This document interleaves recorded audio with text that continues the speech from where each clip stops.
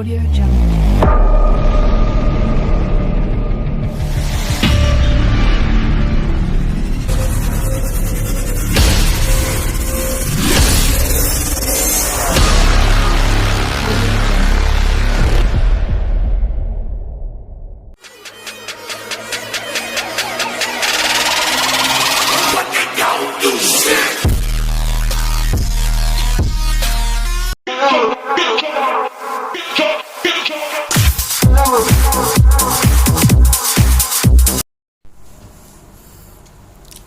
Assalamualaikum warahmatullahi wabarakatuh.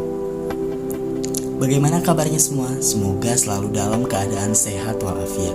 Perkenalkan, nama saya Muhammad Rizky dari kelas 1C Program Studi Pendidikan Guru Madrasah Ibtidaiyah Universitas Islam Negeri Jakarta.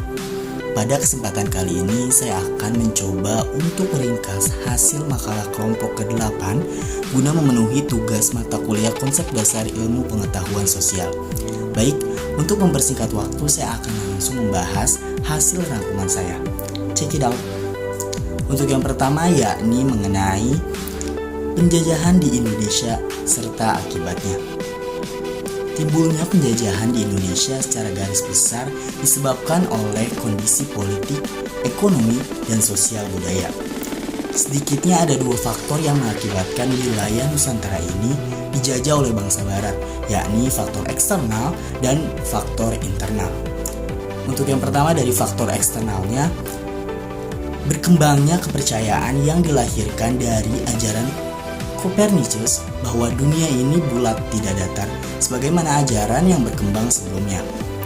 Serta juga ada munculnya Islam sebagai kekuatan baru di wilayah Timur Tengah, Afrika Utara yang berhasil menguasai jalur perdagangan atau pintu yang menghubungkan antara dunia timur dan barat. Dan juga adanya perjanjian Tordesillas yang ditandatangani pada tanggal 7 Juni 1494. Perjanjian ini lahir di latar belakangi oleh keputusan Paus Alexander ke-6 di Roma. Dan selanjutnya di sini ada faktor internal.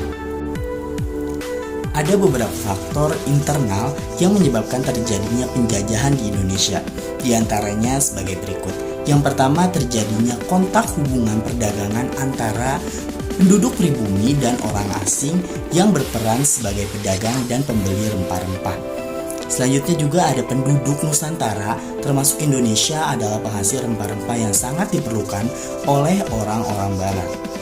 Dan juga dari kondisi penduduk Nusantara yang masih merupakan kerajaan-kerajaan kecil yang sangat rentan dengan persaingan, dan di antara mereka terjadi ambisi untuk saling menaklukkan sehingga mudah diadu domba oleh kaum pendatang dari luar negeri. Selanjutnya saya akan menjelaskan mengenai perjuangan bangsa Indonesia dan semangat kebangsaan menuju kemerdekaan Indonesia.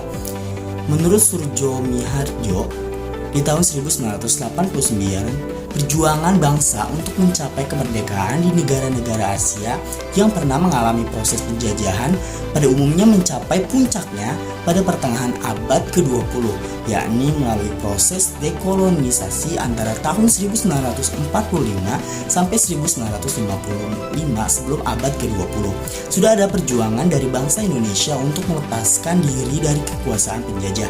Perjuangan untuk melepaskan diri dari kumpulan penjajah telah dilakukan di berbagai daerah di Nusantara jauh sebelum abad ke-20. Hanya perjuangannya berjumlah sifat nasional atau kebangsaan untuk membentuk suatu negara dan bangsa. Selanjutnya di sini ada tantangan bangsa Indonesia di era reformasi dan pasca reformasi. Era reformasi telah menimbulkan krisis yang bersifat multidimensi. Krisis berawal dari krisis kepercayaan terhadap pemerintah yang dalam pelaksanaannya pembangunan oleh Orba yang berkuasa selama 32 tahun telah mengakibatkan terpuruknya kondisi ekonomi nasional hingga kini belum pulih. Buruknya kondisi tersebut ditambah pula dengan penjajahan era industrialisasi yang merambah kota maupun desa, serta efek globalisasi yang kesemuanya telah menimbulkan kompetisi dalam berbagai aspek kehidupan. Selanjutnya, di sini ada pandangan Islam tentang penjajahan dan pentingnya membela dan mempertahankan bangsa dan negara. Membela negara bisa digolongkan sebagai salah satu jihad dalam pengertian yang luas. terlebih ketika hal itu dilakukan dalam rangka membela hak-hak kaum muslimin khususnya dan nilai-nilai kemanusiaan pada umumnya. Oleh sebab itu, upaya setiap warga negara untuk mempertahankan Republik Indonesia terhadap ancaman baik dari luar maupun dalam negeri menjadi sebuah keniscayaan untuk eksistensi bangsa. Upaya menjaga dan mempertahankan persatuan dan kesatuan bangsa. Yang pertama yakni menjaga persatuan dan kesatuan bangsa tersebut serta menanamkan nilai nasionalisme religius. Nasionalisme religius yang dimaksud adalah paham kebangsaan yang dilandasi oleh nilai dan semangat keagamaan serta membudayakan syuro atau musyawarah. Musyawarah dapat berarti mengatakan atau mengajukan suatu pendapat. Baik, mungkin sekian yang dapat saya rangkum dari makalah kelompok ke-8 mata kuliah konsep dasar ilmu pengetahuan sosial. Kurang lebihnya saya mohon maaf. Apabila ada sumur di ladang, bolehlah kita menumpang mandi. Apabila kita ada umur yang panjang, bolehlah kita berjumpa lagi. Saya Muhammad Rizky, sampai bertemu di pembelajaran selanjutnya. Wabillahi taufiq wal hidayah. Wassalamualaikum warahmatullahi wabarakatuh.